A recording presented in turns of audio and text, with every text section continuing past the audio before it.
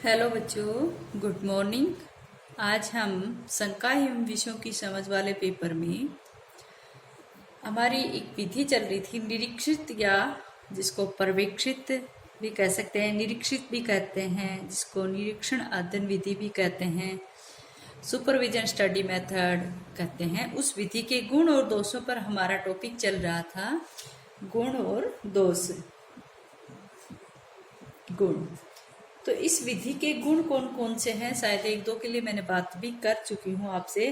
पहली जो थी इसमें कि विद्यार्थियों में जो स्वाध्याय की आदत का विकास, मैं यहाँ पर लिख ही देती हूँ कि स्वाध्याय की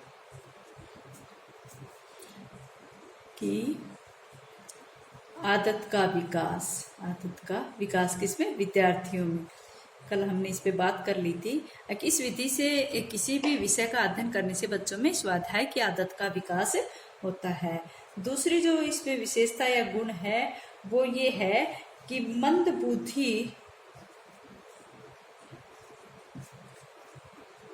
बुद्धि व पिछड़े हुए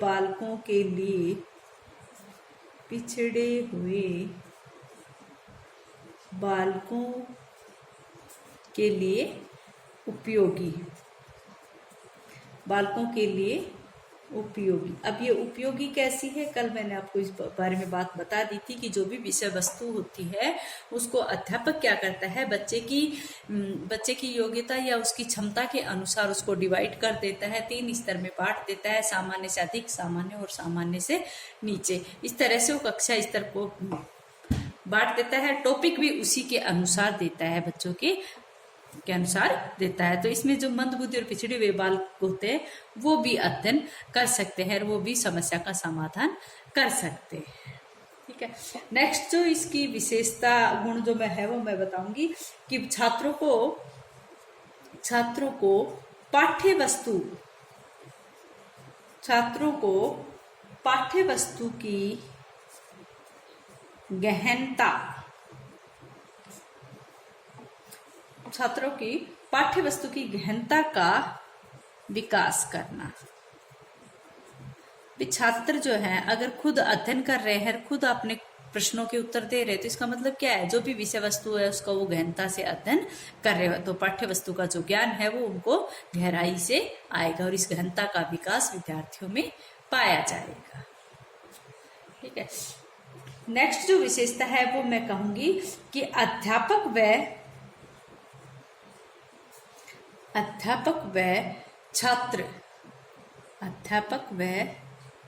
छात्र दोनों ही सक्रिय रहते हैं।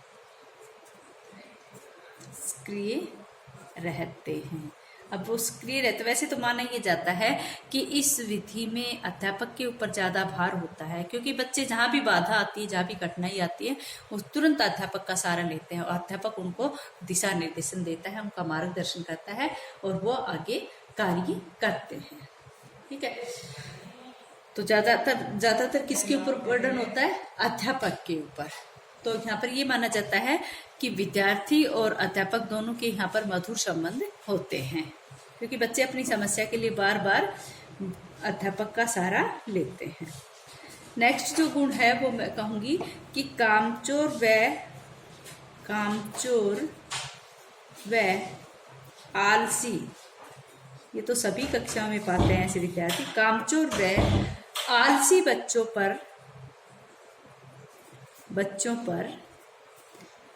पर नियंत्रण। ऐसा कैसे होगा?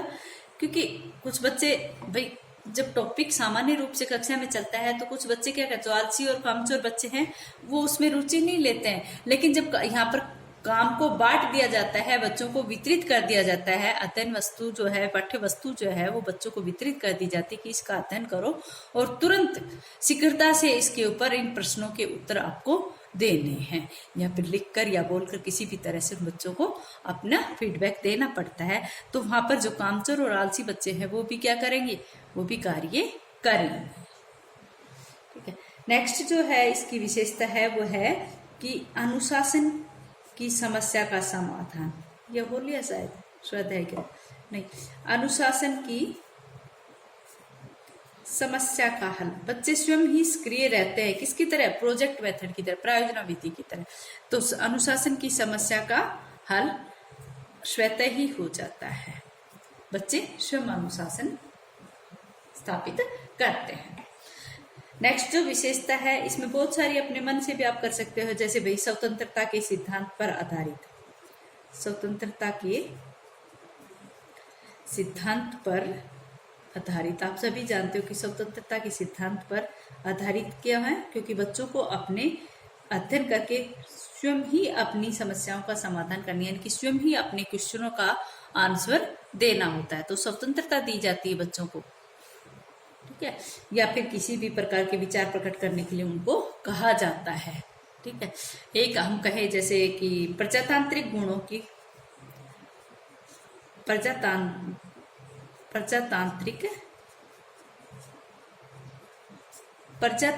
गुणों का विकास। प्रजातांत्रिक गुणों का विकास कैसे होगा, यहाँ पर प्रजातांत्रिक गुणों का, यानी कि बच्चे आपस में यहाँ पर क्या कर रहे हैं, अध्ययन कर रहे हैं। कई बार बच्चों को समूह में कार्य दिया जाता है, तो बच्चे क्या कर रहे हैं, एक दूसरों की सहायता कर रहे हैं, एक दूसरों के का सहयोग कर रहे हैं। या फिर ये कहे कि जैसे पुनरावृत्ति प्रश्न जब पूछे जाते हैं कक्षा में, तो छात्र जितना उसे पता होता है उस विषय के बारे में निर्भीक रूप से वो बोलेगा, उत्तर देगा, तो इसमें उसको अभिव्यक्त करने का भी समय मिलेगा, ठीक है। एक है इसमें सामाजिक गुण, वो तो एक ही बात है, सामाजिक गुण कह तो, या भाई जहाँ प्रजातांत्रिक गुणों का विकास होता है वहां पर सामाजिक गुणों का भी विकास पाया जाता है, गुणों का विकास। बच्चे एक दूसरे के सहयोग करेंगे, एक दूसरे के मत को स्वीकार करेंगे, एक दूसरे के विचारों को सुनेंगे, तो इस प्रकार से प्रत्येक को अपना पक्ष रखने का अवसर मिलता है। तो यहाँ पर प्रजातांत्रिक गुण है। और अगर बच्चे एक दूसरे की हेल्प कर रहे हैं, एक दूसरे की सहयोग करते हैं, तो ये कौन सा सामाजिक गुण आ जाता है, परस्पर सहयोग, आपस में एक साथ रहे। ये थे अपनी जो निरीक्षित या स्वाध्याय या पर्यवेक्षण जो विधि थी उसकी विशेषताएं या गुण। अब हम बात करते हैं इनके दोष। किसके दोष, पर्यवेक्षण अध्ययन विधि के या निरीक्षित स्वाध्याय विधि के दोष। अब इतनी सारी विशेषताएं हैं, तो कमियां क्या क्या रहेंगी। सबसे पहली कमी, हम यहाँ पर इसको विशेषता में भी लिख सकते हैं कि अध्यापक जो है दक्ष होना चाहिए, कुशल या दक्ष अध्यापक की आवश्यकता। लेकिन ये कमी भी आती है, क्योंकि अगर ऐसा नहीं है, अगर ऐसा नहीं पाया गया, तो इस विधि से अध्ययन करने में बाधा आएगी। इस विधि से जो चाहिए उद्देश्य का, जो भी शिक्षण उद्देश्यों की प्रवृत्ति होनी चाहिए, वो नहीं हो पाएगी, ठीक है। तो ये कमी में भी लिख सकते हो आप, और विशेषता में भी। जैसे वहां पर लिखा था ना, अध्यापक और छात्र दोनों सक्रिय रहते हैं, दोनों के मधुर संबंध होते हैं। तो यहाँ पर हम कह सकते हैं कुशल व दक्ष अध्यापकों की आवश्यकता। कुशल व दक्ष अध्यापकों की आवश्यकता। भाई सब जगह तो ये ऐसा हो नहीं सकता, कई बार कुशल अध्यापक नहीं मिल पाता, तो इस विधि का अर्थ का अनर्थ हो जाता है, ठीक है। दूसरी जो बात है वो है, ये भी माना जाता है, इसमें कमी ये भी मानी जाती है, जो जैसे बच्चों में आत्मविश्वास, विद्यार्थियों में आत्मविश्वास व आत्मनिर्भरता की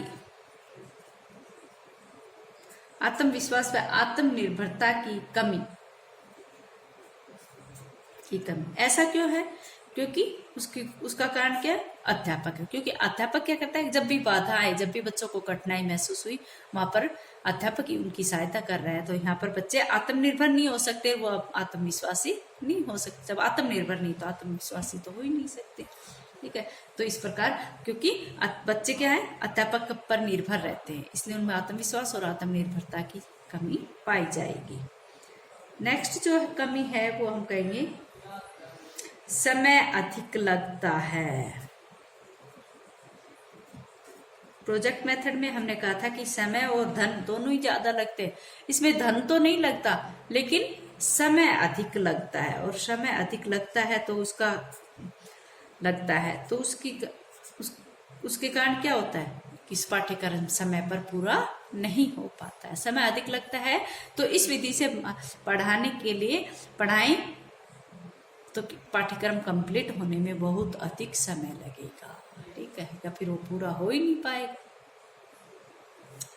ठीक है। तीसरी जो चौथी जो बात है वो मैं कहूंगी कि इसमें जो प्रतिभाशाली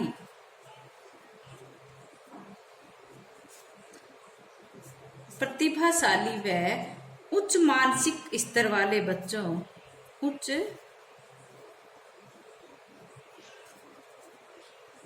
मानसिक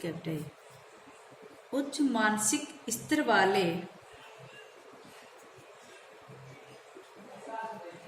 बच्चों के लिए उपयोगी नहीं है। क्यों नहीं है? बच्चों के लिए उपयोगी नहीं है। आप सभी जानते हो कि कक्षा में शिक्षण करवाने के लिए अध्यापक बच्चों को उनकी योग्यता और क्षमता के अनुसार कार्य देता है और उनको साथ लेकर चलता है। तो यहाँ पर प्रभावित कौन होते हैं? जो बच्चे प्रतिभाशाली होते हैं या उच्च मानसिक स्तर आईक्यू वाले, अच्छी आईक्यू वाले बच्चे होते हैं, वो इससे प्रभावित होते हैं।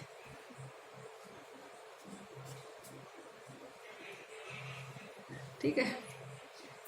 और एक कमी जो है इसमें वो मैं बताऊंगी कि ये विधि जो है कुछ कक्षाओं के लिए ही उपयोगी है, कुछ कक्षाओं के लिए ही उपयोगी है, या फिर हम कह सकते हैं कि प्राथमिक व माध्यमिक स्तर के बच्चों के लिए ये विधि उपयोगी नहीं है। ठीक है। अच्छा बच्चों, आज इतना ही, आगे कल करें।